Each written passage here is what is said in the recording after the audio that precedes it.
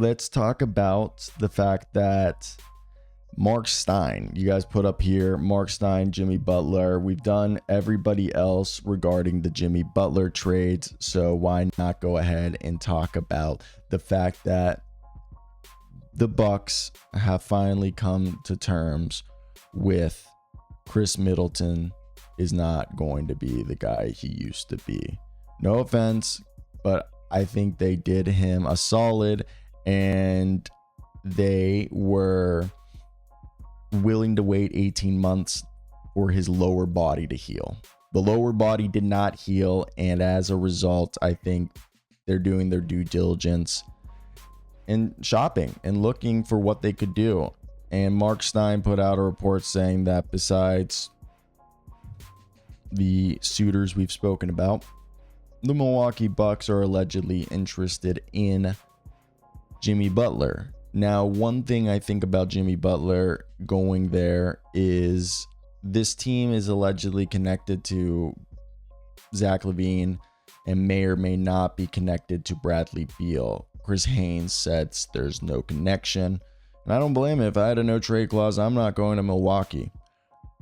However, I wonder if I were the Bucks, if I had to choose between Butler and Zach LaVine. I feel like Zach LaVine might be cheaper to get and a better fit for this team. Now, I think one of the interesting things is that this is a squad that would go ahead and be able to make a competitive offer. What do I mean by that? So right here, this was the last trade we did, but let's go ahead and do the Bucks. So it's $48.7 million. The Bucks would have to make this a 3-team trade so they could get under the salary cap. We've talked about it in the past. Either if you're a second apron team, you can make a trade prior and get under the second apron and then expand that trade and make a second transaction that allows you to make deals that you weren't able to do as a second apron team. Or you can aggregate players as a second apron team if the resulting trade leads to you being under the second apron. I think everybody can agree that that makes sense.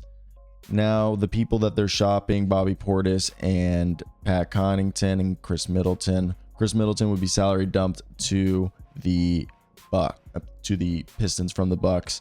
Jimmy goes to the Bucks. Bobby Portis, Chris Middleton head to the Heat.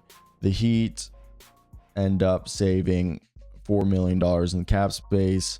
And if you really wanted to say that, throw somebody as just salary filler to the Heat from the Pistons, I would love Simone Fontecchio ending up here. Seriously, if they could get themselves Simone Fontecchio, that would be so cool. I think that would be really cool. But yeah, straight up, this is the easiest way to do this trade, just to show you guys Jimmy Butler and the rest of the squad. I think it pretty easy. And Bucks sending Chris Middleton to the Glue Factory. Oh, look. Dude, people are so upset when you bring up that Chris Middleton. I think it's obvious. I thought last year it was apparent, but this year it's even more apparent. He's not even on the floor. I wonder if the Heat can just do this and then just say, just take Al Burks and Josh Richardson off our hands. The Bucks. Obviously, you guys can assume there'd be draft capital included. I just try not to get into the minutia of draft capital, as people, it becomes so, it's just annoying in terms of, some people don't like that you gave up too many second round picks or that or this. So we tried to stay out of it just for the sake of keeping everybody happy. You can put in the picks that you want to imagine. And this is upsetting. The Simone Fontecchio trade that I would want them to do, and it is not allowable by $333,000. But if they could walk away with Simone Fontecchio, the Heat, that would be the trade of the century. as I do believe that Simone Fontecchio is someone that is mad underrated. Like I hate how underrated Simone Fontecchio is. There needs to be more representation for Simone Fontecchio on this planet. I just want to beat the drum on that one. But with that being said, I think if we can go ahead and decide that Chris Middleton's being put there, people are like, well, he's on a deal that has another year on it that pays him $30 million. Becomes an expiring contract so they can flip in the offseason. Plus, Bobby Portis is a six man who kind of fits what the Heat would need. It's really an easy deal that fits everybody. Everybody involved becomes, I think, happy off of this deal. So that's part of the reason why I think something along the lines like that could work out. Is it the best deal possible? No, but I think it would give them the ability to have flexibility past this season, and you don't end up uncompensated. I've always said the worst thing that you can do as an NBA team is lose a player uncompensated. Why? Because you just let the guy walk. Now, let's go ahead and talk about...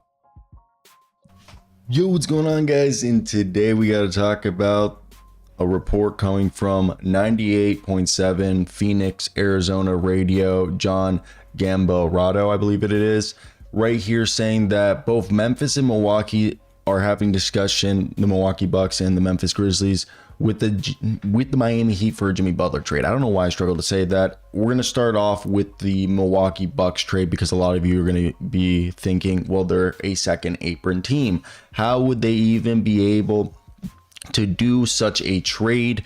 And it's actually a lot more feasible than you would think. So before we start today's video, I want to hear your guys' thoughts in the comment section down below. Hit that like and subscribe button for more content like this, and go check out my work at hoopshype.com and follow me on Twitter or Blue Sky, whatever you use nowadays. Now, let's start off, as I said, with the one that you guys probably want to hear. How do the Milwaukee Bucks get a guy like Jimmy Butler? Because the Grizzlies, it's easy enough. They have a bunch of salary filler contracts and assets that they can get it done.